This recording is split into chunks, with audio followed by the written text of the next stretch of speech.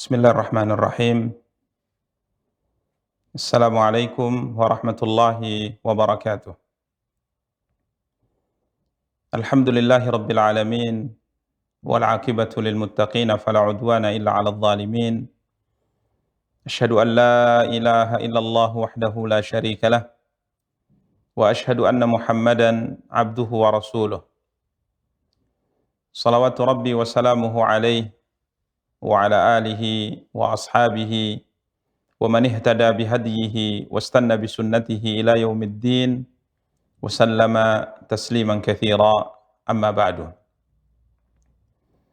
Para pemirsa Rasyad TV yang dimuliakan dan dirahmati oleh Allah Tabaraka wa Ta'ala, dan para akhwat yang dimuliakan dan dirahmati oleh Allah, yang alhamdulillah pada kesempatan yang berbahagia kali ini diberikan oleh Allah Tabaraka wa Ta'ala kembali kemudahan untuk bisa mengikuti kajian tafsir Al-Quran Al-Karim via Zoom.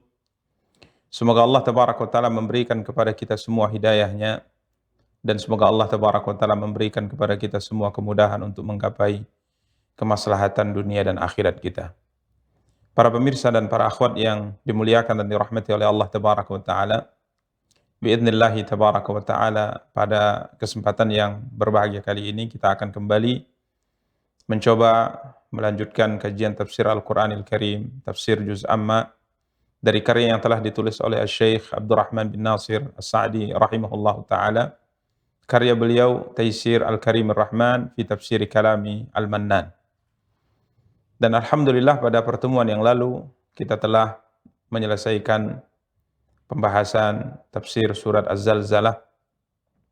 Dan biidnillahi tabaraka wa ta'ala pada kesempatan yang berbahagia kali ini kita akan melanjutkan tafsir surat berikutnya, yang insyaallah ta'ala kita akan baca dan mencoba menjelaskan tafsir surat Al-Adiyat, yang insyaallah tabaraka wa ta'ala kita akan baca dari ayat yang pertama sampai ayat yang terakhir, ayat ke-11.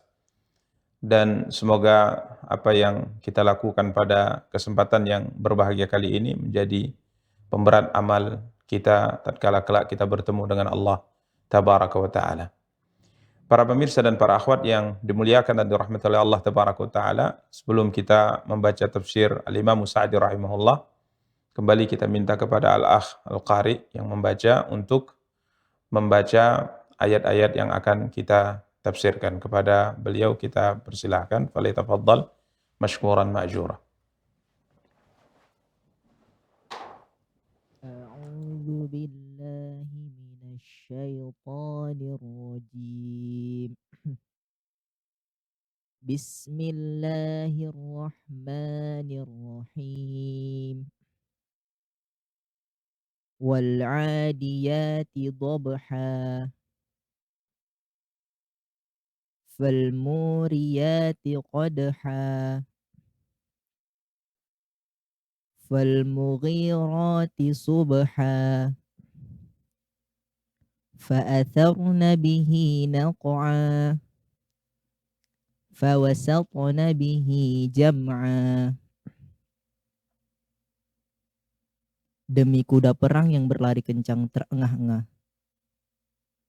dan kuda yang memercikkan bunga api dengan pukulan kuku kakinya, dan kuda yang menyerang dengan tiba-tiba pada waktu pagi, sehingga menerbangkan debu, lalu menyerbu ke tengah-tengah kumpulan musuh. Para pemirsa dan para akhwat yang dimuliakan dan dirahmati oleh Allah Tabaraka wa Ta'ala, surat Al-Adiyat dinamakan juga dengan surat Wal-Adiyat, ya, dengan menambahkan huruf waw pada kalimat Al-Adiyat sebagaimana dalam ayat yang pertama.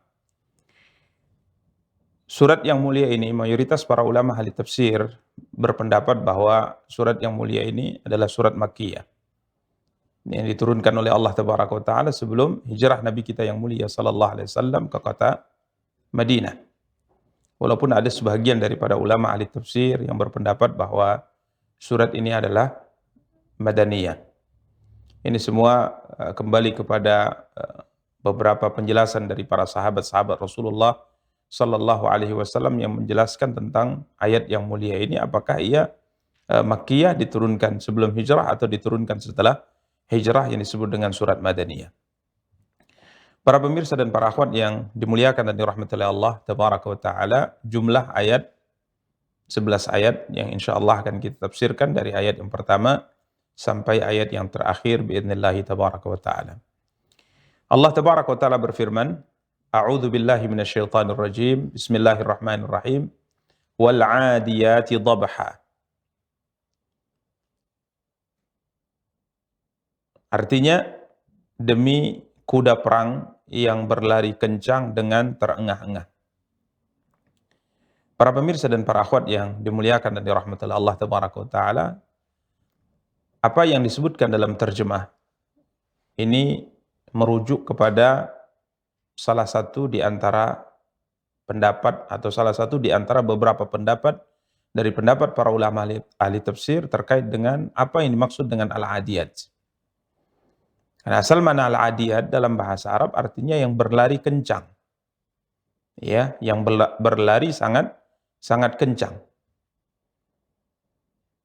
Mayoritas para ulama ahli tafsir mengatakan bahwa ini maksud dengan al-adiyat, yakni sesuatu yang berlari sangat kencang ini, maksudnya adalah kuda perang, al-khail.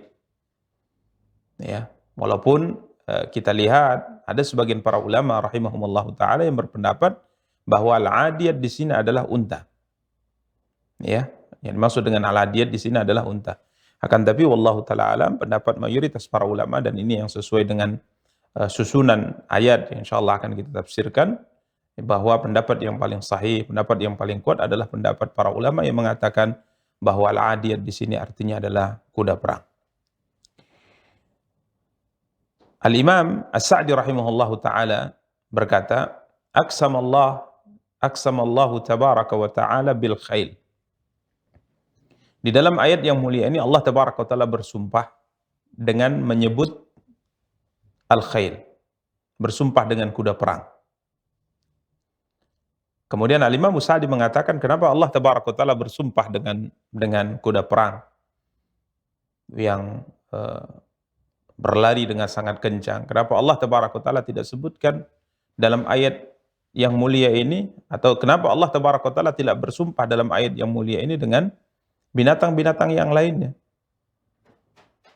Ya, sebagaimana yang sering kita jelaskan tatkala kita menjelaskan tentang sumpah-sumpah yang ada di dalam Al-Quran, maka tidaklah Allah Tabaraka wa Ta'ala bersumpah dengan makhluk-makhluknya di dalam firman-Nya kecuali pada makhluk tersebut ada sisi keistimewaan, ada sisi kemuliaan, ada sisi kelebihan yang tidak dimiliki oleh makhluk-makhluk yang lainnya. Ya, di saat kita membahas misalnya dari surat Al-Fajr, wal fajri wa layalin ashri wa syaf'i wal watr. Kemudian kita bahas surat Asy-Syams, wasyamsi wa duhaha. Berikutnya surat Al-Lail, wal laili idza yaghsha. Kemudian berikutnya surat Wadduha. Begitu seterusnya pada surat-surat yang sudah pernah kita tafsirkan, yang semua menjelaskan bahwa tidaklah Allah Tabaraka wa Ta'ala bersumpah dengan satu makhluk dari makhluk yang diciptakan, kecuali makhluk yang dijadikan oleh Allah Tabaraka wa Ta'ala sebagai sumpah dalam firman-Nya, memiliki kemuliaan, memiliki kelebihan, keistimewaan yang tidak dimiliki oleh makhluk-makhluk yang lainnya. Sehingga Imam Sa'di rahimahullah ta'ala berkata di sini, lima fiha min ayatillahil ba'irah wa ni'amihil zahirah ma huwa ma'lumun lil khalqi. Allah bersumpah dengan kuda perang di sini yang berlari sangat kencang. Karena pada binatang ini, yakni kuda ini, terdapat tanda-tanda kebesaran Allah Tabaraka wa Ta'ala yang sangat nyata. Dan nikmat Allah Tabaraka wa Ta'ala yang sangat besar. Tatkala kuda ini Allah Tabaraka wa Ta'ala jadikan sebagai binatang yang Allah tundukkan untuk kita manusia. Dan ini merupakan sesuatu yang maklum, dimaklumi oleh manusia. Sampai para ulama mengatakan sekalipun saat ini, di zaman kita, kendaraan-kendaraan itu telah muncul, ya, dibuat oleh manusia dengan izin Allah Tabaraka wa Ta'ala, baik di lautan maupun di daratan, bahkan sampai di udara. Akan tapi tetap kendaraan kuda ini adalah kendaraan yang masih diminati oleh manusia. ya, masih diminati oleh manusia. Sekalipun manusia bisa menciptakan dengan izin Allah Tabaraka wa Ta'ala pesawat, ya, dan yang lain-lainnya daripada kendaraan-kendaraan yang sangat luar biasa di zaman kita saat ini. Akan tapi kuda ini merupakan satu kendaraan yang masih diminati oleh banyak orang. Bahkan kadangkala seorang yang memiliki kuda itu lebih berbangga daripada ia memiliki kendaraan-kendaraan yang lainnya. Bahkan kadangkala seorang melihat seorang penunggang kuda yang menunggang kudanya dengan gagah, itu jauh lebih menawan, ya. Jauh lebih mulia menurut sebahagian, jauh lebih terhormat daripada tatkala ia duduk di atas kendaraan-kendaraan yang lainnya. Karenanya Allah Tabaraka wa Ta'ala tatkala bersumpah dalam ayat yang mulia ini, Allah Tabaraka wa Ta'ala bersumpah dengan firman-Nya, wal adiyati dhabha. Demi kuda perang, kata Allah Tabaraka wa Ta'ala, karena ia memiliki sebuah keistimewaan yang tidak bisa digantikan oleh kendaraan-kendaraan yang lainnya. Demikian para pemirsa dan para akhwat yang dimuliakan dan dirahmati oleh Allah Tabaraka wa Ta'ala. Kemudian Al-Imam Sa'di mengatakan, beliau melanjutkan perkataannya, wa aqsama ta'ala biha fil halil lati la yusyarikuha fihi ghairuha min anwa'il hayawanat. Pada ayat yang pertama ini, Allah Tabaraka wa Ta'ala berfirman tentang kondisi kuda ini di saat ia melakukan sesuatu yang tidak bisa dilakukan oleh binatang-binatang yang lainnya.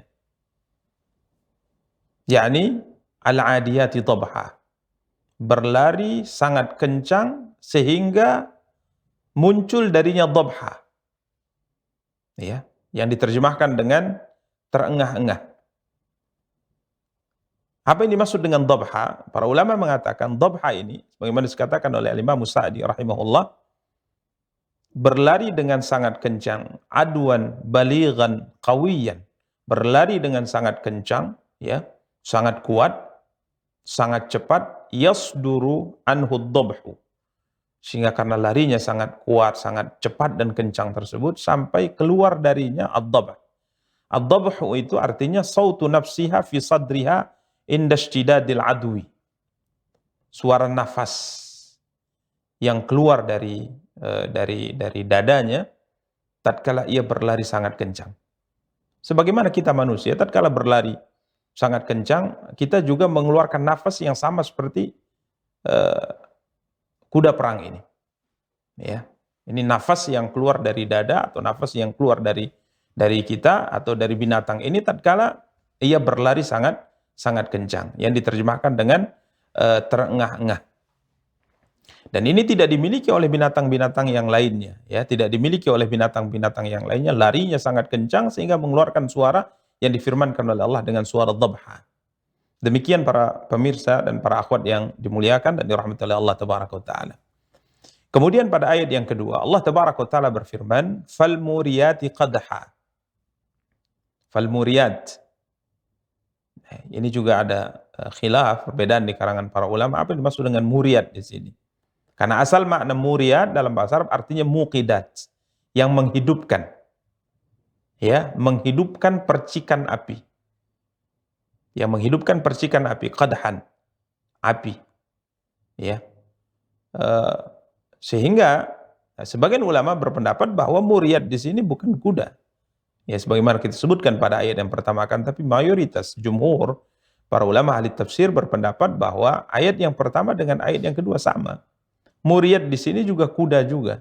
Tatkala ia berlari sangat kencang, ya karena begitu sangat kencangnya dan sangat begitu kuat kaki atau kuku yang ada di kakinya, sehingga Allah Tabaraka wa Ta'ala berfirman fal muriyati qadha. Dan kuda yang tatkala berlari dengan sangat kencang sehingga mencetuskan api dengan pukulan kuku yang ada di kakinya. Ya, demikian para pemirsa dan para akhwat yang dimuliakan dan dirahmati oleh Allah Tabaraka wa Ta'ala. Sehingga Imam As-Sa'di rahimahullah ta'ala berkata, fal muriyat bihawafirihinna ma yata'na alaihi minal ahjar. Muriyat di sini adalah kuda, kata beliau, yang menghentakkan kuku kakinya di batu-batu tatkala ia berlari sangat kencang. Sehingga karena begitu sangat kerasnya hentakan kakinya di tanah yang ada bebatuannya sehingga akhirnya memercikkan api, dan ini bisa dilihat di malam hari. Terlihat sangat jelas di malam hari, sehingga qadhan di sini kata beliau taqdahun nar min salabati hawafirihinna wa quwwatihinna idza adawna. Ya, yang memercikkan api yang bisa dilihat di malam hari karena begitu sangat kerasnya kuku kakinya dan begitu sangat kencangnya ia tatkala ia berlari. Ya. Maka fal muriyati qadha ini juga kuda yang mencetuskan api dengan pukulan kuku kakinya tatkala ia berlari sangat kencang. Kemudian pada ayat yang ketiga Allah Tabaraka wa Taala melanjutkan firman-Nya masih juga menjelaskan tentang binatang yang memiliki keistimewaan ini, kendaraan yang memiliki keistimewaan ini. Allah Tabaraka wa Taala berfirman, "Fal mughirati subha." Dan kuda, kata Allah Tabaraka wa Taala, yang menyerang dengan tiba-tiba di waktu pagi. Ya. Fal mughirati subha. Al-Imam Sa'di rahimahullah taala berkata, "Fal mughirat 'alal a'da," menyerang musuh. Ya. Di mana al-igharah, penyerangan yang dimaksudkan di sini adalah menyerang dengan tiba-tiba maksudnya. Ya, menyerang dengan tiba-tiba. Kemudian Allah Tabaraka wa Taala menjelaskan subha, penyerangan terhadap musuh dengan tiba-tiba yang dilakukan oleh seorang tentara mengendarai kudanya ini dilakukan di waktu subuh. Al-Imam Sa'di mengatakan wa hadza amrun aghlabi anna al-gharata takunu subhan. Ini kebanyakannya seperti ini sebagaimana yang diceritakan oleh Allah bahwa penyerangan dengan tiba-tiba itu dilakukan biasanya di pagi hari. Ya, sebagaimana diceritakan dari Nabi kita yang mulia sallallahu alaihi wasallam bahwa tatkala beliau hendak melakukan gharah, ya hendak melakukan penyerangan dengan tiba-tiba, maka biasanya beliau hendak menyerang satu daerah itu menunggu waktu subuh. Ya, menunggu waktu subuh. Apabila terdengar suara azan dari daerah tersebut, maka Nabi SAW tidak menyerangnya karena menunjukkan bahwa daerah tersebut ditempati oleh kaum muslimin. Namun jika seandainya adzan subuh tidak terdengar di daerah tersebut, maka Nabi SAW menyerangnya dengan tiba-tiba. Jadi gharah itu adalah penyerangan dengan tiba-tiba yang kebanyakannya dilakukan di waktu subuh. Maka ini yang disinggung oleh Allah Tabaraka wa Taala, fal mughirati subha, dan kuda-kuda yang menyerang dengan tiba-tiba di waktu pagi. Kemudian Allah Tabaraka wa Taala melanjutkan firman-Nya pada ayat yang keempat, fa'atharna bihi naq'a. Ya, fa'atharna bihi naq'a. Maka ia menerbangkan debu. Fa'atharna, kata Imam Sa'di rahimahullah, fa'atharna bihi ay bi'adwihinna wa gharatihinna naf'an ay ghubaran. Ya, sehingga dengan serangan yang dilakukan dengan tiba-tiba dan berlari dengan sangat kencang tersebut, maka akhirnya serbuan ini membuat debu berterbangan. Ya, ini kondisi keadaan yang diceritakan oleh Allah Tabaraka wa Taala tatkala kuda ini dipakai oleh penunggangnya untuk menyerang musuh di waktu pagi atau di waktu subuh. Kemudian Allah Tabaraka wa Taala melanjutkan firman-Nya pada ayat yang kelima, fawasatna bihi jam'a. Masih juga berbicara tentang kuda yang Allah Tabaraka wa Taala firmankan, dan menyerbu di tengah-tengah kumpulan musuh. Fawasatna bihi, dan menyerbu dengan penunggangnya ke tengah-tengah kumpulan musuh. Al-Imam Sa'di rahimahullah taala berkata, fawasatna bihi ay birakibihin. Ya, dia menyerbu dengannya, artinya dengan pengendaranya atau dengan penunggangnya. Jam'an, ya, ke tengah-tengah kumpulan musuh. Ay tawassatna bihi jumu'al a'da alladzina aghara alaihim. Kuda ini membawa penunggangnya masuk ke jantung pertahanan musuh, ya, yang diserang olehnya di waktu pagi. Para pemirsa dan para akhwat yang dimuliakan dan dirahmati oleh Allah Tabaraka wa Taala, ini 5 ayat yang difirmankan oleh Allah Tabaraka wa Taala, di mana Allah Tabaraka wa Taala bersumpah dengan menyebutkan salah satu di antara binatang yang diciptakan olehnya, kendaraan perang yang sangat luar biasa, yakni kuda. Perlu pahami oleh kita semua bahwa binatang ini tatkala dipakai oleh Allah Tabaraka wa Ta'ala, dijadikan oleh Allah Tabaraka wa Ta'ala sebagai sumpah dalam surat yang mulia ini, menunjukkan sebagaimana kita sebutkan di awal tadi, binatang ini memiliki keistimewaan, kelebihan yang tidak dimiliki oleh binatang-binatang yang lainnya. Bahkan subhanallah, tatkala kita membaca hadis-hadis Rasulullah sallallahu alaihi wasallam, maka kita dapati pujian, ya, pujian terkait dengan kuda ini banyak disabdakan oleh Nabi sallallahu alaihi wasallam dalam hadis beliau yang tidak disebutkan untuk binatang-binatang yang lainnya. Ya, sampai-sampai Nabi kita yang mulia sallallahu alaihi wasallam bersabda, menceritakan bahwa kuda itu, kata Rasulullah sallallahu alaihi wasallam, ada 3 jenis. Ya, kuda itu ada 3 jenis. Artinya seorang hamba yang memelihara kuda, maka tatkala ia memelihara binatang ini, maka keadaannya salah satu di antara 3 hal yang disabdakan oleh Nabi sallallahu alaihi wasallam. Dalam hadis ya, Abu Hurairah, Nabi kita yang mulia sallallahu alaihi wasallam bersabda, al-khailu li thalathatin. Ya. Kemudian Rasulullah SAW menyebutkan yang pertama, li rajulin ajrun wa li rajulin sitrun wa ala rajulin wizrun. Yang pertama, kuda yang dimiliki oleh seseorang, kemudian pemilik kuda ini mendapatkan pahala karena ia telah memelihara kuda tersebut. Ini yang pertama, memelihara kuda mendapatkan pahala.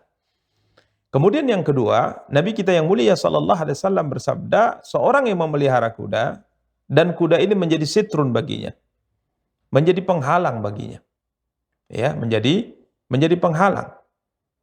Kemudian yang ketiga, Rasulullah sallallahu alaihi wasallam bersabda, wa ala rajulin wizrun. Ya, lelaki yang ketiga yang memelihara kuda ini, ia mendapatkan dosa karena ia memelihara binatang ini. Jadi ada 3 para pemirsa dan para akhwat yang dimuliakan dan dirahmati Allah. Seorang yang memelihara kuda mendapatkan pahala, seorang yang memelihara kuda sebatas menjadi penghalang, tidak mendapat pahala dan juga tidak berdosa karenanya. Kemudian yang ketiga, seorang yang memelihara kuda akan tapi karena memeliharanya ia mendapatkan dosa dari Allah Tabaraka wa Ta'ala. Kemudian Nabi kita yang mulia sallallahu alaihi wasallam melanjutkan sabdanya. Rasulullah sallallahu alaihi wasallam bersabda, fa ammal ladzi lahu ajrun farajulun rabataha fi sabilillah. Adapun seorang lelaki yang memelihara kuda yang mendapatkan pahala dari Allah adalah seorang lelaki yang memeliharanya, kata Rasulullah sallallahu alaihi wasallam, menambatkan kudanya untuk kepentingan fi sabilillah. Dia beli kuda, dia pelihara kuda, dia rawat kuda tersebut, dia latih kuda tersebut, niatnya adalah untuk mempersiapkan kuda ini di saat kelak dibutuhkan untuk berjihad di jalan Allah Tabaraka wa Ta'ala. Karena sebagaimana kita sebutkan tadi bahwa kendaraan kuda ini merupakan kendaraan yang hampir bisa dikatakan tidak bisa digantikan oleh kendaraan yang lainnya untuk manfaatnya. Maka Rasulullah sallallahu alaihi wasallam bersabda, dimanapun lelaki ini, kata Rasulullah SAW, rabataha, ya, dimanapun lelaki ini mengikat kudanya, ya, dimanapun ia ikat kudanya, kata Rasulullah SAW, apakah di ladang yang hijau, artinya di rerumputan yang hijau, ya, atau ia ikat kudanya di satu taman, fama asabat fi tiyaliha dzalika minal marji awir raudhati kanat lahu hasanat, kata Rasulullah SAW. Maka tatkala kuda tadi ditambatkan, diikat olehnya di sebuah ladang rumput, kemudian kuda tadi memakan rerumputan yang ada di sana, maka subhanallah, Nabi kita yang mulia sallallahu alaihi wasallam bersabda bahwa apa saja yang dimakan oleh kuda tersebut di saat ia ditambatkan di sana oleh pemiliknya yang berniat memiliki kuda tersebut untuk mempersiapkannya untuk jihad di jalan Allah Tabaraka wa Ta'ala, maka rumput apapun yang dimakan ini menjadi pahala bagi pemiliknya. Ya, ini menjadi pahala bagi pemiliknya. Bahkan Nabi kita yang mulia sallallahu alaihi wasallam bersabda, walau annaha qata'at tiyalaha fastannat syarafan aw syarafaini kanat au arwathuha wa atharu hasanatin lahu. Ya, tatkala kuda tersebut terlepas dari ikatannya, kemudian ia berlari. Ya, kemudian ia berlari. Ya, Nabi kita yang mulia sallallahu alaihi wasallam bersabda bahwa jejak langkah daripada kuda ini tatkala ia berlari, ini menjadi pahala bagi pemiliknya. Bahkan subhanallah, Nabi SAW katakan arwathuha. Ya, arwathuha, kotoran kuda ini juga. Ya, tatkala kuda ini dipersiapkan untuk jihad di jalan Allah tabaraka wa taala, maka kotorannya juga akan ternilaikan pahala di sisi Allah tabaraka wa taala.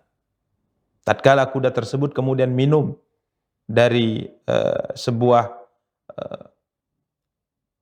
air atau minum dari air yang pada hakikatnya bukan dia yang memberikannya, kata Rasulullah SAW. Walam yurid ayyasqiyaha. Ya. Di mana kuda tersebut minum dari satu sungai. Dan pemiliknya tidak ada niatnya untuk memberikan minum untuk kuda ini. Artinya kuda tadi minum dengan sendirinya. Maka tatkala kuda ini minum, maka minumnya kuda ini juga akan mendatangkan pahala bagi pemiliknya.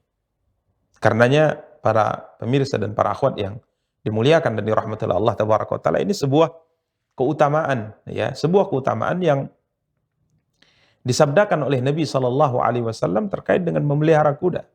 Seorang yang memelihara kuda, merawatnya, ya, melatihnya dengan tujuan untuk mempersiapkannya di jalan Allah tabaraka wa taala, maka semua yang terkait dengan kuda ini akan menjadi pahala bagi pemiliknya. Ini yang pertama. Kemudian yang kedua, Nabi kita yang mulia sallallahu alaihi wasallam bersabda, wa ala rajulin wali rajulin sitrun. Kuda yang dipelihara oleh seseorang hanya sebatas menjadi penghalang. Di mana Nabi kita yang mulia sallallahu alaihi wasallam bersabda, wa rajulun rabataha taghanniyan wa ta'affufan. Wa lam yansah haqqallahi fi riqabiha wa la dhuhuriha fa hiya lahu sitrun, kata Rasulullah. Yang kedua, tujuan memelihara kuda hanya sebatas untuk memperkaya diri. Artinya sebatas untuk mungkin investasi. Dia tahu bahwa kuda ini adalah termasuk kendaraan yang selalu diminati oleh beberapa orang dan harga jualnya juga lumayan tinggi. Yang apabila kita memeliharanya kemudian mengembang biakannya, bisa kita mendapat keuntungan darinya, maka kita pun memelihara kuda. Ya, orang ini pun memelihara kuda. Kemudian ta'affufan, dan demi kehormatan dirinya. Ya, demi kehormatan dirinya. Karena subhanallah, sebagaimana kita sebutkan di awal tadi, bahwa seorang yang mengendarai seekor kuda, kita akan melihat seorang yang sangat gagah yang kita tidak dapati. Kegagahan itu tatkala ia mengendarai kendaraan yang lainnya. Gagahnya luar biasa. Maka orang yang seperti ini, artinya memelihara kuda hanya sekedar untuk investasi, untuk mendapatkan keuntungan, dan ia tidak lupa hak Allah tabaraka wa taala fi riqabiha wala zuhuriha, ya, ia tidak lupa hak Allah dalam pemeliharaannya, tidak lupa hak Allah terkait dengan pemeliharaannya, maka Nabi kita yang mulia sallallahu alaihi wasallam katakan fahiyalahu sitrun, maka kuda ini hanya sebatas menjadi satar baginya atau penghalang baginya. Ia tidak mendapat pahala dari pemeliharaan kuda yang ia miliki, dan ia juga tidak mendapatkan dosa dari pemeliharaan kuda yang ia miliki. Ini orang yang kedua, kata Rasulullah SAW. Kemudian yang ketiga adalah rajulun rabataha fakhran wa ria'an wa niwa'an li ahli Islam fahiya wizrun ala dhalik. Rasulullah SAW bersabda, orang yang ketiga adalah orang yang menambatkan kudanya dengan fakhran, kesombongan, ya, membanggakan diri dengan kuda yang dia miliki, wari'aan, pamer, ya, dengan orang-orang yang lainnya, waniwaan li ahli Islam, dan untuk permusuhan terhadap kaum muslimin, maka seorang yang memiliki kuda seperti ini, ia akan mendapatkan dosa dari memeliharanya. Ya, maka ini yang disabdakan oleh Nabi kita yang mulia sallallahu alaihi wasallam terkait dengan kuda secara khusus. Sehingga kala itu para sahabat Rasul kita yang mulia sallallahu alaihi wasallam bertanya kepada Rasulullah sallallahu alaihi wasallam tentang binatang yang lainnya. Apakah sama seperti ini ya Rasulullah? Ya, wasu'ila Rasulullah SAW anil humuri. Nabi SAW ditanya tentang keledai. Bagaimana jika keledai? Bagaimana binatang-binatang yang lainnya? Apakah sama kondisinya seperti ini? Maka Nabi kita yang mulia sallallahu alaihi wasallam bersabda, "Ma unzila alayya fiha illa hadhil ayatul jami'atul fadzah, faman ya'mal mithqala dzarratin khairan yarah, wa man ya'mal mithqala dzarratin syarran yarah." Ya, Rasulullah SAW menjawab tatkala ditanya, "Apakah ini berlaku apa yang kau sabdakan ini ya Rasulullah untuk kendaraan-kendaraan yang lain, untuk binatang-binatang yang lainnya yang kami pelihara untuk dijadikan sebagai tunggangan?" Maka Nabi kita yang mulia sallallahu alaihi wasallam bersabda bahwa aku tidak dapati untuk jawaban yang seperti ini lebih baik kecuali apa yang telah difirmankan oleh Allah dalam surat Az-Zalzalah, dan alhamdulillah surat ini telah kita tafsirkan pada pertemuan yang lalu di mana Allah tabaraka wa taala berfirman, "Faman ya'mal mithqala dzarratin khairan yarah wa man ya'mal mithqala dzarratin syarran yarah." Barang siapa yang berbuat kebaikan walaupun hanya sebesar zarrah, maka kelak dia akan melihat balasannya di sisi Allah. Sebaliknya barang siapa yang melakukan atau berbuat sebuah dosa, sebuah kesalahan walaupun sekecil zarrah sekalipun, maka ia juga akan melihat balasannya kelak di sisi Allah tabaraka wa taala. Artinya kendaraan apapun yang kita punya, kendaraan apapun yang kita miliki, ya, jika seandainya kita memilikinya untuk sebuah kebaikan, niatnya untuk sebuah kebaikan, bukan untuk pamer, bukan untuk menyombongkan diri di hadapan orang-orang yang mungkin tidak punya sebagaimana yang kita punya tersebut, maka insya Allah, ya insya Allah kita akan mendapatkan pahala dari kendaraan yang kita miliki. Contoh misalnya kita membeli kendaraan tujuannya adalah untuk membantu kaum muslimin, membeli kendaraan tujuannya adalah untuk kita pakai sebagai fasilitas ibadah kepada Allah Tabaraka wa Taala, untuk hadir di kajian, ya, untuk mengunjungi orang tua, untuk bersilaturahmi kepada kerabat-kerabat yang mungkin agak jauh tempat tinggalnya dari rumah kita. Tatkala niat seperti ini, kita membeli kendaraan, maka Allah Tabaraka wa taala berfirman, "Faman ya'mal mithqala dzarratin khairan yarah, wa man ya'mal mithqala dzarratin syarran yarah." Insyaallah kita mendapatkan pahala dari itu.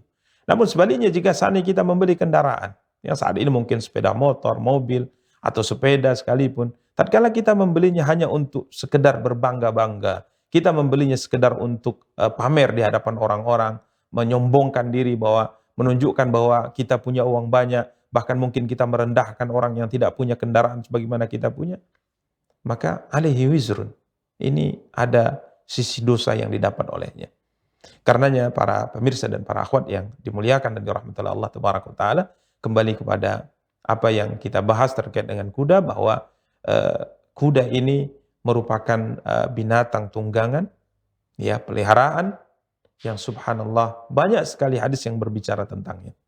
Ya, banyak sekali hadis yang berbicara tentangnya sampai ya, apabila kita memilikinya, Nabi katakan dalam hadis tadi, semua rumput yang dia makan, air yang dia minum, ini semua akan bernilaikan pahala di sisi pemiliknya tatkala ia mempersiapkan kuda ini untuk fisabilillah.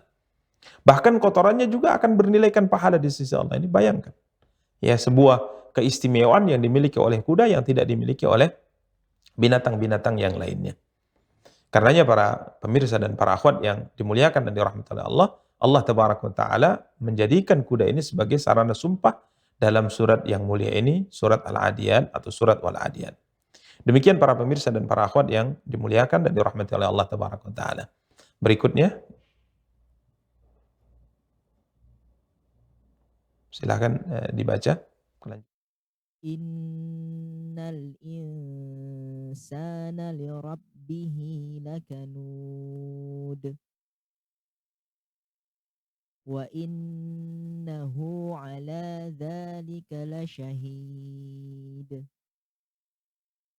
wa innahu lihubbil khairi lasyadid afala ya'lamu idza bu'thira ma fil qubur wa hussila ma fis sudur inna rabbahum bihim yawma idzin lakhabir. Sungguh manusia itu sangat ingkar, tidak bersyukur kepada Tuhannya. Dan sesungguhnya dia manusia menyaksikan mengakui keingkarannya. Dan sesungguhnya cintanya kepada harta benar-benar berlebihan. Maka tidaklah dia mengetahui apabila yang di dalam kubur dikeluarkan. Dan apa yang tersimpan di dalam dada dilahirkan. Sungguh Tuhan mereka pada hari itu maha teliti terhadap keadaan mereka. Para pemirsa dan para akhwat yang dimuliakan dan dirahmati Allah Tabaraka wa Ta'ala, berikutnya Allah Tabaraka wa Ta'ala berfirman pada ayat yang ke-6, Innal insana li rabbih lakanud. Sesungguhnya manusia itu sangat ingkar. Ya. Tidak berterima kasih kepada Tuhannya Allah Tabaraka wa Ta'ala. Ini yang dijelaskan oleh Al-Imam Sa'di al-muqsamu alaih. Ini adalah tujuan sumpah. Tatkala Allah Tabaraka wa Ta'ala berfirman wal 'adiyati dhabha fal muriyati qadha fal mughirati subha fa atharna bihi naq'a fa wasatna bihi jam'a. Allah bersumpah dengan kuda perang ini dengan kondisi-kondisi tertentu yang terjadi padanya di saat ia dipakai untuk berperang, maka sumpah ini difirmankan oleh Allah dengan tujuan untuk menegaskan innal insana li rabbih lakanud. Sesungguhnya manusia itu sangat ingkar, tidak berterima kasih kepada Tuhannya Allah Tabaraka wa Ta'ala. Para pemirsa dan para akhwat yang dimuliakan dan dirahmati Allah, sebelum lebih jauh kita menjelaskan tentang ayat yang mulia ini, sebagian para ulama mencoba untuk mengkaitkan antara sumpah yang dipakai oleh Allah Tabaraka wa Ta'ala dalam surat yang mulia ini, ya, seekor kuda perang, dengan manusia yang ditegaskan oleh Allah bahwa manusia adalah seorang yang kanun, seorang yang ingkar, karena kanada asal maknanya adalah ja'ada, mengingkari. Maka para ulama berkata bahwa Allah Tabaraka wa Ta'ala pada hakikatnya ingin mengingatkan manusia bahwa kuda yang dipelihara oleh seseorang, dirawat oleh seseorang, selalu diberi makan, selalu diberi minum, selalu diperhatikan, dirawat, maka binatang ini akan memiliki hubungan tersendiri dengan sang pemilik, hubungan batin. Bahkan maklum, tatkala kita baca sejarah-sejarah terkait dengan orang-orang terdahulu yang memiliki kuda yang senantiasa dipakai untuk berjihad di jalan Allah, senantiasa dipakai untuk berperang, senantiasa ditunggangi, senantiasa dipelihara, diberi makan, diberi minum, dan dirawat, maka kuda ini akan menjadi binatang yang sangat jinak dengan pemiliknya. Bahkan selalu menuruti keinginan sang pemilik. Ya, menuruti keinginan sang pemilik. Berusaha mengikuti apapun yang diperintahkan oleh pemilik. Karenanya para pemirsa dan para akhwat yang dimuliakan dan dirahmati oleh Allah, seakan-akan Allah Tabaraka wa Ta'ala ingin menyampaikan pesan kepada kita sebagai seorang manusia secara umum, bahwa Allah yang memelihara kita, Allah yang memberi makan dan minum kita, Allah yang memberikan segalanya kepada kita. Lalu kenapa engkau ingkar kepada Allah? Kenapa engkau menentang Allah? Kenapa engkau bermaksiat kepada Allah? Kenapa engkau tidak mau taat kepada Allah Tabaraka wa Ta'ala? Coba lihat kuda itu.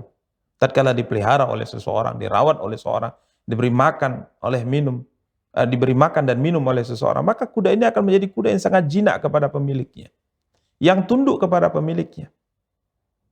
Ya, karena itu biasanya kuda, tatkala kita tunggangi untuk pertama kalinya, dia tatkala ia ditunggangi oleh seseorang yang belum ia kenal, maka biasanya kuda ini tidak mau, perlu beradaptasi dia.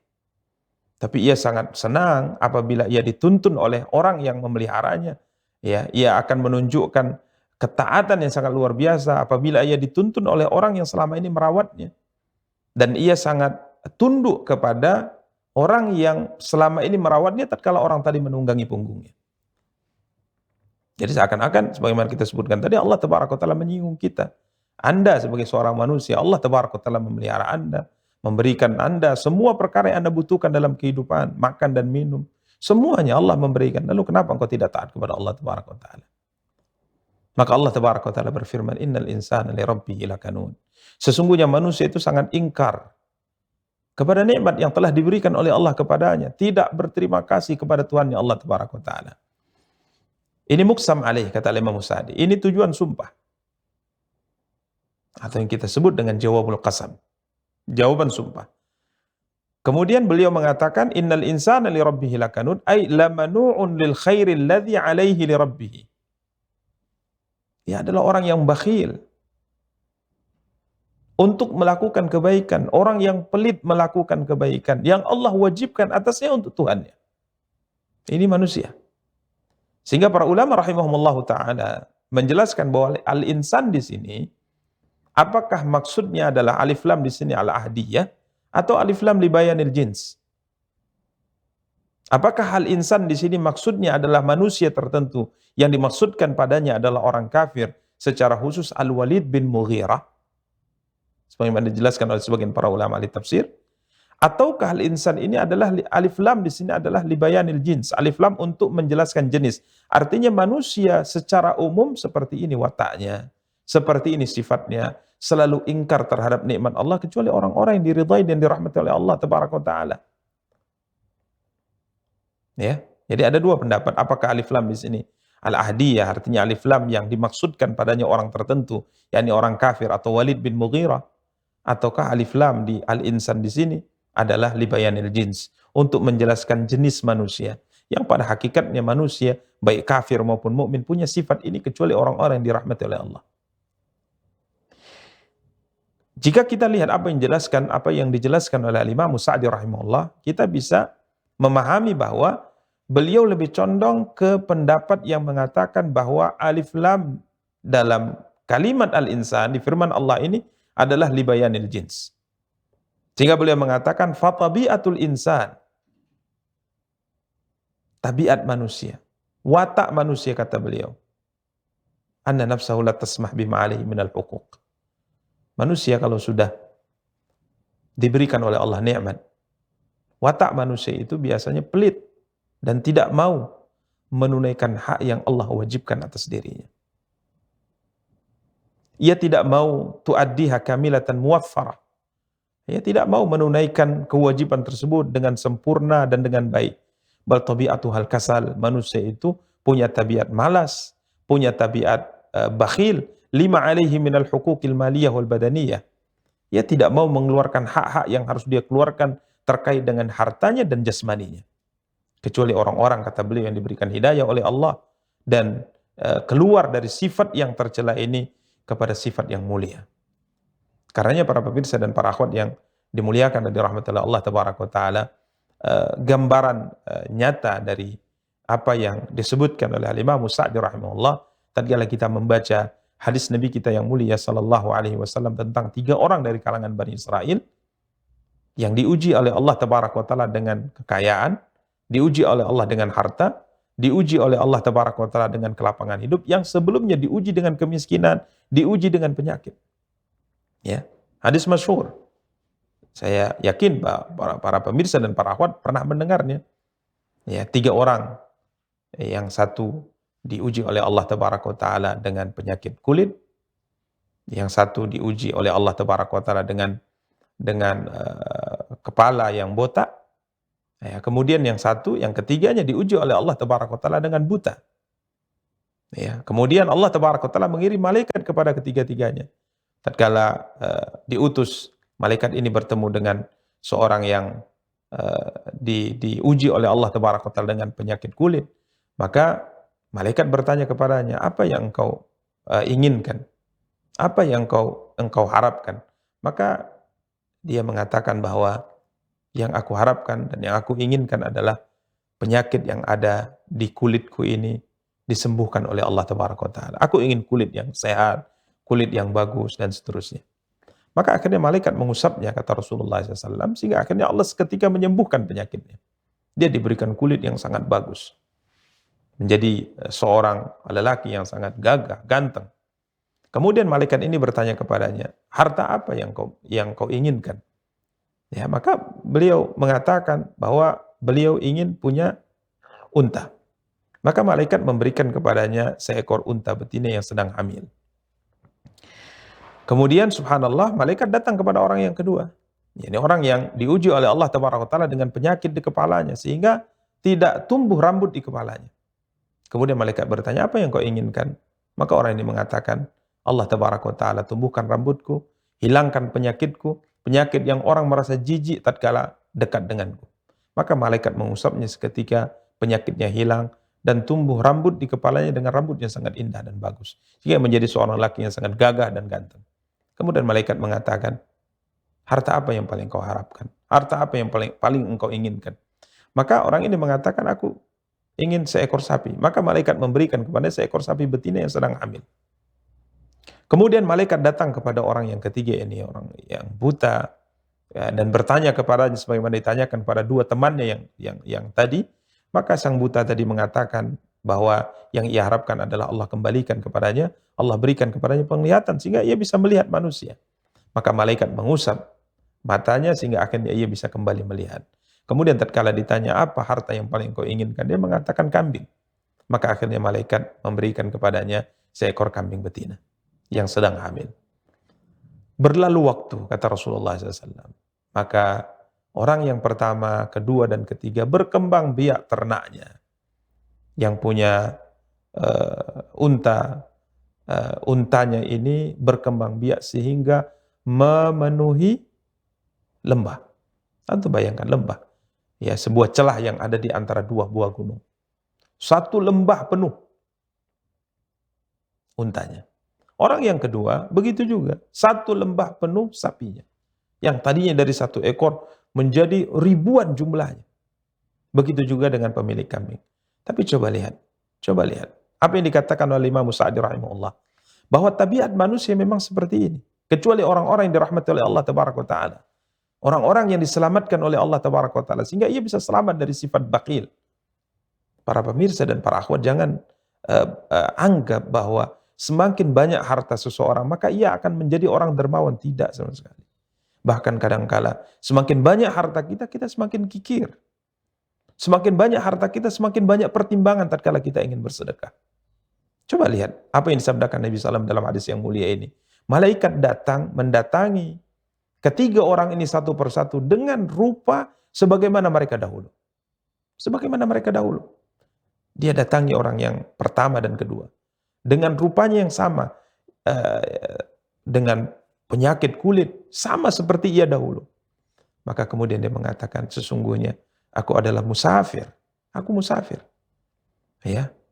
Dan tidak ada yang bisa menyelamatkanku dari kesulitan ini kecuali Allah Tabaraka wa Ta'ala. Kemudian bantuan yang engkau berikan kepada aku. Aku butuh satu ekor unta. Berikan kepadaku satu ekor unta. Subhanallah. Dia punya ribuan unta. Tapi yang dia minta hanya satu ekor. Satu ekor. Mungkin bahasa kita sama sekali tidak mengurangi yang dia punya. Satu ekor dia minta. Ya. Bahkan ia mengatakan bahwa tidak ada yang bisa menyelamatkanku dalam kondisi seperti ini kecuali Allah, kemudian kebaikan yang kau berikan. Tapi apa kata orang ini? Ini yang kita sebutkan tadi. Apakah semakin banyak harta seorang, ia semakin dermawan, ia semakin menjadi orang yang baik? Tidak, demi Allah. Para pemirsa dan para akhwat yang dimuliakan dan dirahmati oleh Allah Tabaraka wa Ta'ala. Dia mengatakan al-huququ katsirah. Dia mengatakan bahwa tanggunganku masih banyak. Tanggunganku masih banyak. Padahal yang dia minta hanya satu ekor unta. Dia punya ribuan, tapi dia tetap mengatakan tanggungan masih banyak. Artinya aku punya tanggungan yang harus aku tunaikan. Yang belum aku tunaikan semuanya. Masih banyak yang harus aku lakukan. Intinya dia menolak. Dia tidak mau memberikan walaupun hanya seekor unta. Maka malaikat tadi mengatakan, sepertinya aku kenal engkau. Bukankah engkau dahulu seperti aku dalam kondisi berpenyakit seperti ini dan miskin sebagaimana yang aku saat ini, sebagaimana kondisiku saat ini? Maka dia mengatakan, Sesungguhnya aku warisi hartaku yang sangat banyak ini dari generasi ke generasi berikutnya. Artinya dari dulu bapak-bapakku itu adalah orang-orang yang kaya raya. Tidak pernah dalam hidupku aku menjadi miskin seperti engkau. Subhanallah, dia ingkari. Akhirnya malaikat tadi mengatakan, jika seandainya engkau dusta dari apa yang engkau ucapkan ini, semoga Allah mengembalikan engkau kepada kondisimu yang lalu. Ya. Begitu juga dengan orang yang kedua yang diberikan oleh Allah Tabaraka wa Ta'ala sapi. Maka ia juga meminta 1 ekor sapi dari ribuan sapi yang dia punya, tapi juga tetap ditolak. Dia mengatakan al-huququ katsira. Aku masih banyak tanggungan yang harus aku tunaikan. Tidak bisa. Maka tatkala diingatkan, dia juga sama seperti orang yang pertama. Dia mengatakan, hartaku, kekayaanku ini, aku warisi dari nenek moyangku. Artinya, dari dulu ayah-ayahku, kakek-kakekku memang sudah orang kaya. Subhanallah. Maka para pemirsa dan para akhwat yang dimuliakan dan dirahmati oleh Allah Tabaraka wa Ta'ala, ini tabiat manusia seperti ini, kecuali orang-orang yang dirahmati oleh Allah Tabaraka wa Ta'ala. Maka tatkala malaikat datang kepada orang yang ketiga, ini orang buta yang diberikan oleh Allah Tabaraka wa Ta'ala ternak kambing untuknya, jumlahnya sangat banyak, ribuan, maka dia meminta bantuan kepadanya. Subhanallah. Ini orang yang dirahmati oleh Allah, orang yang diselamatkan oleh Allah Tabaraka wa Ta'ala. Maka pemilik kambing tadi mengatakan, sesungguhnya dahulu aku buta seperti engkau. Dan aku miskin seperti engkau. Saat ini, silahkan engkau ambil semaumu dari kambing yang aku punya ini. Demi Allah katanya. Apa yang engkau ambil darinya, jangankan 1. Terserah engkau mau ngambil berapa.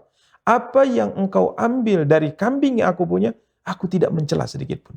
Sekalipun habis engkau ambil, aku tidak mencela. Karena dulu aku seperti engkau. Aku buta seperti engkau, aku miskin seperti engkau, dan akhirnya Allah Tabaraka wa Ta'ala berikan kepada aku kekayaan, kemuliaan saat ini. Maka silahkan kau ambil. Silahkan kau ambil. Berapa yang kau mau silahkan kau ambil. Padahal dia hanya minta 1 ekor kambing.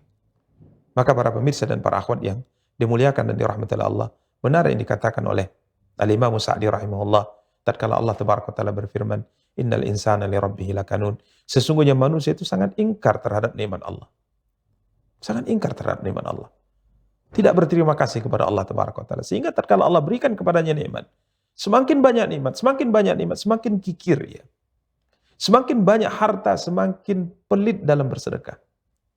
Subhanallah, tatkala kadang-kala kita rasakan di saat dulu mungkin kita hanya mendapatkan rezeki terbatas. Mungkin 1 bulan hampir-hampir dikatakan tidak bisa menutupi kebutuhan pokok kita. Tapi kadang-kala kita mampu bersedekah dengan banyak. Bahkan kadang-kala kita suatu hari memberanikan diri untuk bersedekah dengan menghabiskan pendapatan kita semuanya lillahi ta'ala. Tapi di saat kita sudah punya rumah, kita sudah punya kendaraan, kita sudah punya tanah, kita sudah punya tabungan, bahkan mungkin di tangan kita, para wanita, ada emas, ada cincinnya, ada kalungnya, ada gelangnya. Di saat itu pula kekikiran lebih besar dalam dada kita. Maka ini hendaknya dicamkan oleh kita. Orang-orang yang diselamatkan oleh Allah adalah orang-orang yang bisa mengesampingkan sifat-sifat tercela ini dari dirinya. Ini yang dikatakan oleh Imam As-Sa'di rahimahullah ta'ala. Bahkan ada sebuah ungkapan yang baik juga untuk direnungkan. Makna dari kanun yang disebutkan oleh Al-Imam Ibnu Katsir, menukil perkataan Al-Imam Al-Hasan Al-Basri rahimahullah. Beliau berkata, Al-Imam Ibnu Katsir berkata, qala Al-Hasan, Imam Hasan Al-Basri berkata, kanut, manusia itu adalah orang yang kanut. Sifatnya, wataknya kanut, yakni ingkar. Maksudnya apa? Huwallazi ya'uddu al-masaiba wa yansa ni'am rabbih. Manusia itu wataknya adalah kanut. Maksudnya, kata Imam Al-Hasan Al-Basri, selalu menghitung-hitung musibah yang Allah timpakan kepadanya dan lupa nikmat yang Allah berikan kepadanya. Subhanallah. Nikmat yang Allah berikan kepada kita tak terhingga, tak terhitung. Tapi kadang-kala, tatkala Allah uji kita dengan satu ujian diuji. Ya. Akhirnya kita melupakan nikmat itu. Seakan-akan Allah tidak pernah memberikan nikmat kepada kita. Padahal Allah hanya menguji kita dengan satu ujian. Sedangkan nikmat yang Allah berikan pada kita ribuan bahkan jutaan. Wa in ta'uddu ni'matallahi la tuhsuha. Jika seandainya kalian hendak menghitung nikmat Allah, maka niscaya kalian tidak akan pernah mampu menghitungnya. Karena dalam hidup, ini tabiat kita manusia. Yang kita ingat itu apa? Kesusahan. Yang kita ingat kesulitan. Kalau yang senang, yang mudah, nikmat, itu lupa begitu saja. Sehingga akhirnya muncullah seorang manusia yang kurang bersyukur kepada Allah Tabaraka wa Ta'ala. Kurang bersyukur. Kenapa? Karena yang terbayang olehnya, yang teringat olehnya, hanya kesulitan-kesulitan yang Allah ujikan ia dengannya. Sehingga kurang bersyukur. Maka para pemirsa dan para akhwat yang dimuliakan dan dirahmati Allah Tabaraka wa Ta'ala, ini sifat watak tabiat manusia yang setiap kita harus berusaha untuk mengesampingkan watak ini, menghilangkan watak dan tabiat ini. Innal insana li rabbihi lakanud. Sesungguhnya manusia itu sangat ingkar kepada Allah, sangat ingkar kepada nikmat Allah dan tidak berterima kasih kepada Allah Tabaraka wa Ta'ala. Demikian para pemirsa dan para akhwat yang dimuliakan dan dirahmati Allah. Kemudian Allah berfirman pada ayat yang ketujuh, wa innahu ala dzalika lasyahid. Dan sesungguhnya manusia itu menyaksikan dirinya. Dan sesungguhnya manusia itu menyaksikan sendiri keingkarannya. Wa innahu ala dzalika lasyahid. Dan sesungguhnya dia, sebagian para ulama mentafsirkan dia di sini maksudnya manusia itu sendiri. Walaupun sebagian yang lain berpendapat dia di sini maksudnya Allah. Ini dua tafsir yang disebutkan oleh Imam Sa'di rahimahullah. Jadi bisa kita terjemahkan seperti ini yang pertama. Dan sesungguhnya dia, yakni manusia, menyaksikan sendiri keingkarannya. Artinya manusia sadar kalau ia ingkar terhadap nikmat Allah. Manusia sebenarnya menyadari kalau ia kurang berterima kasih kepada Allah. Manusia hakikatnya sadar bahwa ia dalam hidupnya selalu teringat dengan musibah yang Allah timpakan dan lupa nikmat Allah Tabaraka wa Ta'ala. Sehingga ia kurang pandai bersyukur kepada Allah. Ini makna yang pertama. Dia di sini maksudnya kembali kepada manusia itu sendiri. Adapun tafsir yang kedua, bisa kita terjemahkan seperti ini. Dan sesungguhnya dia, yakni Allah. Sesungguhnya dia, maksudnya Allah. Menyaksikan keingkaran manusia. Allah melihat. Manusia yang diberikan nikmat ini tidak bersyukur. Allah melihat. Artinya seakan-akan ini adalah sebuah pesan mengancam manusia. Tatkala Anda tidak bersyukur, Anda tidak berterima kasih, Anda kufur terhadap nikmat, ketahuilah Allah melihat apa yang Anda lakukan. Hati-hati, kelak di akhirat Allah Tabaraka wa Ta'ala akan timpakan kepada Anda siksa. Ini dua tafsir yang disebutkan oleh Imam Sa'di rahimahullah. Ya. Para pemirsa dan para akhwat yang dimuliakan dan dirahmati oleh Allah Tabaraka wa Ta'ala. Manapun di antara dua tafsir ini yang dipahami, kedua-duanya benar. Kedua-duanya benar. Hanya saja sebagian para ulama mengatakan bahwa dhamir kata ganti dia apabila dikembalikan kepada manusia, maka urutan ayatnya ini lebih cocok, lebih sesuai. Ya, karena di ayat yang ke-6 Allah Tabaraka wa Ta'ala berfirman, sesungguhnya manusia itu sangat ingkar dan tidak berterima kasih kepada Tuhannya. Kemudian Allah Tabaraka wa Ta'ala berfirman, dan sesungguhnya dia, ini kembali kepada manusia itu, menyaksikan sendiri keingkarannya. Artinya kita menyadari. Karena jelas, para pemirsa dan para akhwat yang dimuliakan dan dirahmati Allah, tatkala kita lupa nikmat Allah, tatkala kita tidak bersyukur atas nikmat Allah, tatkala kita hanya teringat dengan ujian-ujian yang Allah timpakan kepada kita dan kita lupa dengan nikmat yang diberikan oleh Allah, kita menyadari itu. Ya, kita menyadari itu. Kemudian pada ayat yang ke-8 Allah Tabaraka wa Ta'ala berfirman, wa innahu lihubbil khairi lasyadid. Dan sesungguhnya dia sangat mencintai hartanya. Manusia itu sangat mencintai harta. Sehingga kecintaannya kepada harta menjadikan ia bakhil untuk menunaikan hak Allah. Para pemirsa dan para akhwat yang dimuliakan dan dirahmati Allah, Imam Sa'di berkata, wa innahu ay al-insan, sesungguhnya dia yakni manusia lihubbil khair. Al-khair di sini al-mal. Orang Arab menamakan harta itu khairan. Ya, khair di sini artinya harta. La syadid ay kathirul hubbi lil mal. Manusia itu sangat mencintai harta. Sampai-sampai Allah Tabaraka wa Ta'ala berfirman dalam surat Al-Fajr ayat 20, menceritakan tentang tabiat manusia yang sangat cinta kepada harta ini. Allah Tabaraka wa Ta'ala berfirman, wa tuhibbunal mala hubban jamma. Dan kamu mencintai harta benda dengan kecintaan yang jamman, berlebihan. Ini ada pada semua kita, baik muslim maupun kafir. Tapi sampai Nabi kita yang mulia sallallahu alaihi wasallam bersabda dari hadis Abdullah bin Abbas radhiyallahu taala anhuma, Nabi kita yang mulia sallallahu alaihi wasallam bersabda, "Law anna li bani Adam wadiyan min dhahabin." Jika seandainya anak Adam memiliki satu lembah emas. Para pemirsa dan para akhwat bisa bayangkan emas satu lembah. Mungkin harta yang sangat banyak yang tidak ada yang memilikinya. Artinya tidak ada seorang yang punya harta sebanyak ini. Satu lembah emas. Bayangkan. Tapi Nabi kita yang mulia sallallahu alaihi wasallam ingin menggambarkan sesuatu bahwa sekalipun harta yang diberikan oleh Allah kepada seorang hamba banyak, sampai banyaknya itu tidak bisa dibayangkan. Maka Nabi kita yang mulia sallallahu alaihi wasallam berkata, maka dia manusia ini yang punya emas sebanyak satu lembah, dia masih ingin punya emas di lembah yang kedua. Dan jika seandainya Allah berikan untuknya emas 2 buah lembah, dia punya emas, dia sangat banyak, 2 lembah dia punya, dia masih ingin punya emas di lembah yang ketiga.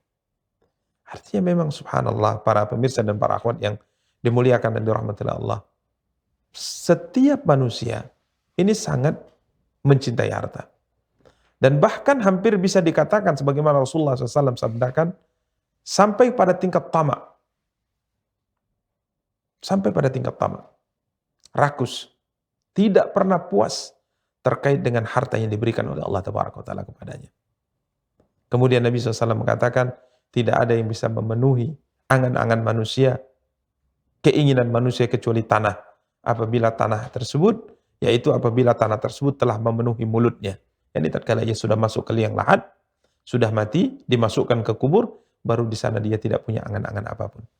Sehingga Nabi kita yang mulia sallallahu alaihi wasallam bersabda dalam hadis diriwayatkan oleh Al-Imam At-Tirmidzi, Nabi SAW mengatakan bahwasanya manusia menjadi tua.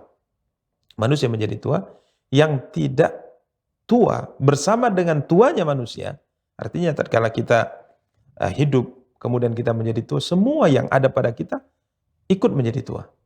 Ya, tangan kita tentunya mulai lemah, pandangan kita mulai lemah, pendengaran kita mulai lemah, kulit kita mulai keriput dan seterusnya. Artinya masa tua tatkala datang, maka semuanya akan ikut menua. Kecuali 2 kata Rasulullah. Kecuali 2. Ini tidak ikut menua.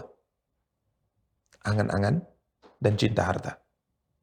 Angan-angan dan cinta harta. Artinya seorang yang sudah tua sekalipun masih memiliki angan-angan yang sangat panjang. Sekalipun dia sudah tua, tapi ia masih mencintai untuk memiliki harta lebih.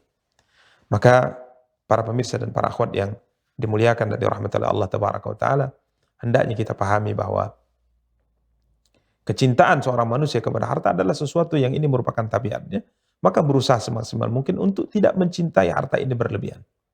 Karena jika seandainya kita mencintai harta ini berlebihan, ini akan membinasakan kita. Sebagaimana dinukil dari Hudzaifah bin Yaman, beliau mengatakan, "Ya Allah, ya Tuhanku, aku berlindung kepadamu dari sifat hati yang terpecah belah." Maka ditanya oleh orang-orang kepada beliau, apa maksud hati terpecah belah? Tafarruqul qulub. Apa ini maksud? Apa maksud doa engkau berlindung kepada Allah dari hati yang terpecah belah? Ya, beliau mengatakan, aku berlindung kepada Allah, maksudnya punya harta di semua lembah. Punya harta di semua lembah. Artinya semua aset dia punya. Dari sisi emas dia punya, dari tanah dia punya, kendaraan dia, semuanya punya. Bahkan mungkin orang yang paling kaya. Maka ini yang Hudzaifah bin Yaman berlindung darinya. Kenapa kata beliau? Karena orang kalau sudah punya semuanya, hatinya akan jauh dari Allah. Hatinya akan jauh dari Allah Tabaraka wa Ta'ala. Maka para pemirsa dan para akhwat yang dimuliakan dan dirahmati oleh Allah Tabaraka wa Ta'ala, kecintaan seorang kepada harta yang berlebihan, kata Imam Sa'di, huwa alladhi aujaba lahu tarkal huquqil wajib alaih. Ini yang akhirnya menarik seorang untuk meninggalkan kewajiban-kewajiban Allah Tabaraka wa Ta'ala. Kecintaannya berlebihan terhadap harta, ini yang menjadikan ia qaddama syahwata nafsi ala haqqi rabbih. Menjadikan ia mendahulukan syahwatnya daripada hak Tuhannya Allah Tabaraka wa Ta'ala. Kenapa? Karena kalau ia sudah mencintai harta berlebihan, pandangannya akan menjadi pendek. Dia hanya akan melihat dunia. Pandangannya tidak bisa menembus nun jauh pada kehidupan yang kekal abadi di akhirat kelak. Yani kehidupan akhirat. Sehingga para pemirsa dan para akhwat yang dimuliakan dan dirahmati oleh Allah, Allah mengingatkan manusia ini yang selalu ingkar kepada nikmat Allah, tidak berterima kasih kepada Allah Tabaraka wa Ta'ala, mencintai harta berlebihan. Allah ingatkan bahwa ada kehidupan setelah kematian. Allah Tabaraka wa Ta'ala berfirman pada ayat berikutnya, pada ayat yang ke-9, afala ya'lamu idza bu'thira ma fil qubur wa hussila ma fis sudur inna rabbahum bihim yawma idzin lakhabir. Allah ingatkan, jangan engkau lupa dari tujuan hidup. Jangan harta ini engkau cintai berlebihan, sehingga engkau menahan hak Allah Tabaraka wa Ta'ala yang harus engkau tunaikan. Maka Allah berfirman, afala ya'lamu idza bu'thira ma fil qubur. Maka apakah dia tidak mengetahui apabila dibangkitkan apa yang ada dalam kubur? Al-Imam Sa'di berkata, ay hal la ya'lam hadzal mughtar. Apakah orang yang tertipu ini tidak tahu? Idza bu'thira ma fil qubur, artinya Allah keluarkan orang-orang yang telah mati dari kubur mereka, dihidupkan oleh Allah kembali dan dikumpulkan oleh Allah di padang mahsyar untuk mempertanggungjawabkan semua amal perbuatan yang mereka miliki atau yang mereka lakukan.